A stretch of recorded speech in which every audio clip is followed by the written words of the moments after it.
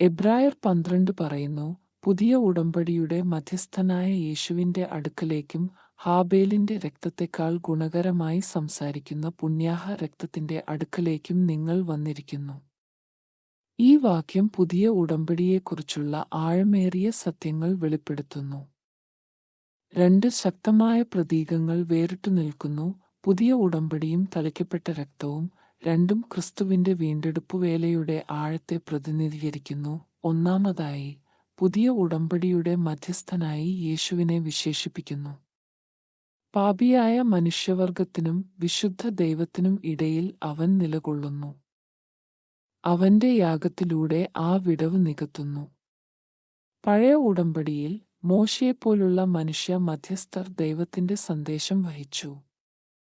എന്നാൽ പുതിയ ഉടമ്പടിയിൽ യേശു തന്നെയാണ് ദൈവത്തിലേക്ക് നേരിട്ട് പ്രവേശനം സ്ഥാപിക്കുന്ന ദിവ്യ വക്താവും ബലിസാക്ഷിയും. കൂടാതെ ഈ വാക്യം ഹാബേലിന്റെ രക്തത്തെയും യേശുവിന്റെ രക്തത്തെയും താരതമ്യം ചെയ്യുന്നു. ഹാബേലിന്റെ സഹോദരൻ കയീൻ കൊലപ്പെടുത്തിയതിനു ശേഷം അവന്റെ രക്തം നീതിക്കായി നിലവിളിച്ചു. അത് ന്യായവിധി ആവശ്യപ്പെട്ടു. ഇതിനു വിപരീതമായി യേശുവിന്റെ രക്തം പാപമോചനവും രക്ഷയും നൽകുന്നു. ഹാബേലിന്റെ രക്തം ദിവ്യനീതിയെ പ്രതിനിധീകരിക്കുമ്പോൾ യേശുവിന്റെ രക്തം ദിവ്യകരുണയെക്കുറിച്ച് സംസാരിക്കുന്നു. ഈ വാക്യത്തിലൂടെ വിശ്വാസികൾക്ക് ശക്തമായ ഒരു ക്ഷണം നൽകുന്നു.